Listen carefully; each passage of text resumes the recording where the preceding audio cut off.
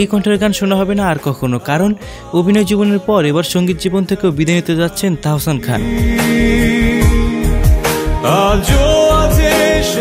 বিদায় ঘোষণার পর দেশে ফিরে কনসার্টে অংশ নিলেন তাহসান।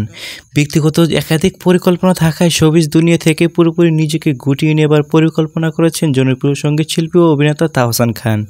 1 বছর আগে অভিনয় ছাড়ার ঘোষণা দেওয়ার পর সম্প্রতি তিনি জানিয়েছেন সঙ্গীত জীবনের ইতি টানার কথা।